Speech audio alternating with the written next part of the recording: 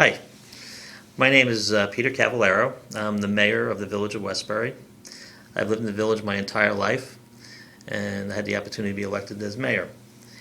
As an elected official and in public life, you have situations that come up constantly just on about every matter that we deal with here in the village that create potential conflicts of interest or potential ethical questions that need to be decided or pondered over and resolved before you take action.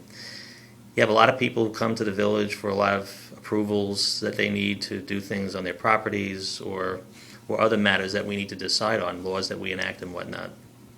And every single one of those matters creates a potential for conflict. It's okay. Okay.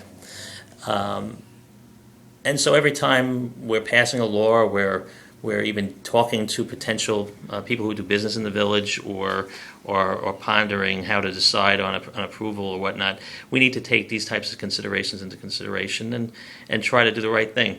It's just as important that when we act as public officials and elected officials, that we avoid not only actual conflicts, but also potential conflicts of interest or perceived conflicts of interest, which is almost more important.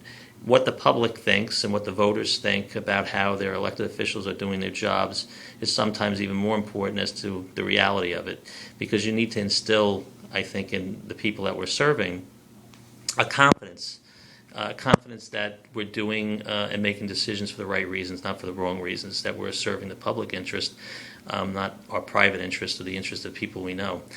Having lived in the village, as I said, my whole life, we know, and I know many of the people who do business here, who live here, and those relationships also sometimes complicate the approvals process. Again, you don't want to be acting in a way that people think you're acting in a personal interest or for the benefit of people that you've known for a long time. Again, that would create at least a potential appearance of conflict, if not an actual conflict. And I think to illustrate the point, one small example that I could point to was that right after I became mayor, a relative of mine who's a contractor, was actually doing a fairly substantial construction project in our village. As a member of the village board, that project did not come before the village. I think it's... So I was afraid of. Oh, maybe just look at me. Continue? Mm-hmm. Okay. That project did not come before the village, and I really didn't take any action on it. But as the mayor, everybody in the public and the voters assume that whatever goes on in the village, the village board and the mayor did have some influence over. So when he started his project, he's a contractor, and as most contractors do, they want to publicize the fact that they're doing work, and they want to publicize their business. And he put a sign on his project very prominently on our major road, which basically used the name of my name, Cavallaro, and the word contracting. So it was Cavallaro Contracting, which is the name of his company.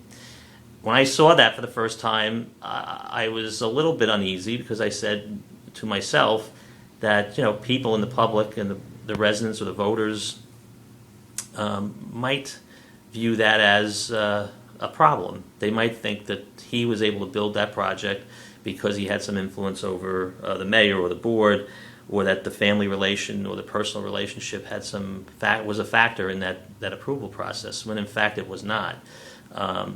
But again, as an elected official, the appearance of a conflict or the appearance of impropriety is just as important to try to avoid.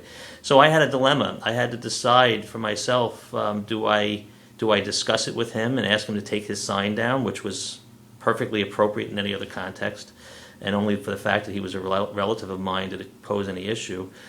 Or did I remain silent and allow him to do, what any other businessman would do, and that is to keep his sign up to promote his business, which is something that is normal.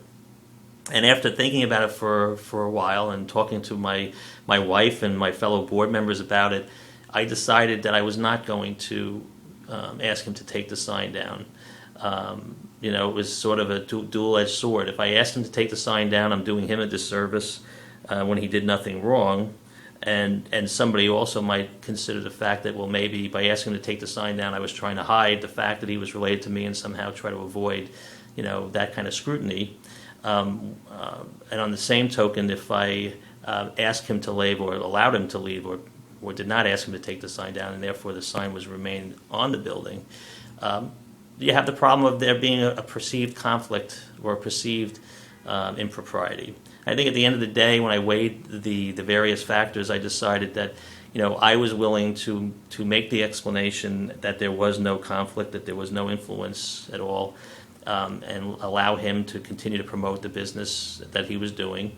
But it was something I needed to think about really carefully because, again, as I said, the perceived conflicts are sometimes even worse than the actual conflicts. At the end of the day, fortunately, I guess for me, without speaking to him, after having that sign on the building probably for a month or so, he decided, or just I guess that stage of the project was such that he decided to take the sign off the building and then kind of eliminated the issue to begin with. But it was something which, as a new mayor, I was probably only in office a couple of months, it was a new issue that I had to face, and that's sort of how I decided to analyze it and then also resolve it, hopefully for the better.